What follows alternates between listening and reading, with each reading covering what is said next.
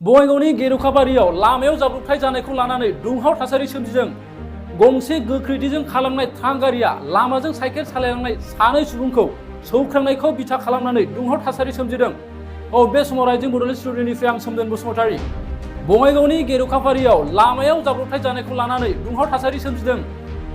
Cycle सालायलांनाय सानै सुबुंफोरखौ सौख्रांनायजों लोगोसे लामानि सेराव थानाय दखान गलाफोरखौबो सौख्रांनानै थेर-बेथेर खालामदों।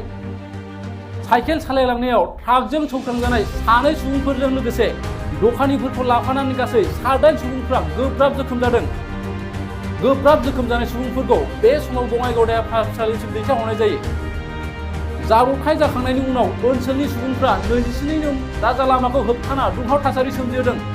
जाथायथिलियाव मानिपुर थानानि असि मणिमय तामुली आरो मानिपुर सार्कोल अफिसार रितिमणि दास बिथांमोना नुजाथिफैना गाबोननिफ्राय स्थायी ट्रेफिक सानै दैथायनायजों लोगोसे बेवहाय क्रसिं खालामनो हानाय सुबिदा खालामना होगोन होनना खोथा होयो। ট্ৰাক এখন আহি মানে ইয়াত দোকানৰ সন্মুখত দোকানত খুন্দা মাৰি আৰু গেৰুকাবাৰী হাইস্কুলৰ এটা ছোৱালী মানে স্কুলত যোৱাৰ সময়ত ছোৱালীটোৰ নাম হ'ল চালেহা খাতুন আৰু এটা ল'ৰা মানে তাই আসাম পুলিচৰ প্ৰিপেয়াৰ কৰি আছে, তাৰ ফিল্ডৰ পৰা দৌৰি ঘৰত যাবলৈ তেতিয়াই গাড়ীখন কি নাম ল'ৰাটোৰ? ল'ৰাটোৰ নাম হ'ল মতলেব তালুকদাৰ।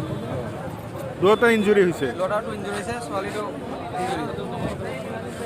চাওক, আজি 27 নম্বৰ ৰাষ্ট্ৰীয় ঘাইপথত বঙাইগাঁৱৰ পৰা বৰপেটা অভিমুখে এখন ট্ৰাকে মানে খুন্দিয়াই মানে আজি দুগৰাকী ছাত্ৰ ভালেকেইগৰাকী ছাত্ৰ লগতে দুখন দোকান তেওঁলোকে মহতিয়াই লৈ গৈছে আৰু খুব গুৰুতৰভাৱে ছাত্ৰকেইগৰাকী মানে আহত হৈ আছে, গুৰুতৰভাৱে আহত হৈছে। গতিকে আমি আজি ৰাইজে ইয়াতে পথ অৱৰোধ কৰিছে আৰু ৰাইজৰ দাবী যে ইয়াতে এখন ফ্লাইঅভাৰ লাগে, 24 ঘণ্টা আমাৰ ট্ৰাফিক পুলিচৰ ব্যৱস্থা কৰিব লাগে আৰু লগতে ইয়াতে যিটো ব্যৱস্থাটো আছে, যাতায়াতৰ ব্যৱস্থাটো ইয়াতে ট্ৰাফিক পুলিচ অনাবৰতে থাকিব লাগে। এটা সময়ত ট্ৰাফিক পুলিচ ইয়াতে যদিও প্ৰশাসনে নিয়োগ কৰিছিল, কিন্তু আজিৰ তাৰিখত সেই ট্ৰাফিক পুলিচ আমি ব্যৱস্থাটো দেখিবলৈ পোৱা নাই। আৰু বিভিন্ন সময়ত আমি আকাশৰ ফালৰ পৰা হওক, ৰাইজৰ ফালৰ পৰা হওক, আমি চৰকাৰক আৰু প্ৰশাসনক আমি দাবী জনাইছিলোঁ যে অতি মানে 24 ঘণ্টাৰ ইয়াতে যিটো যাতায়াতৰ ব্যৱস্থা আছে, আপোনালোকে গম পায়, এইটো বিজনী অভিমুখী যিটো বিজনী চাব ডিভিজন এখন প্ৰপাৰ টাউন আছে, তাত বিভিন্ন ধৰণৰ মানে গাড়ীত এই ৰাস্তাৰে অহা যোৱা কৰে।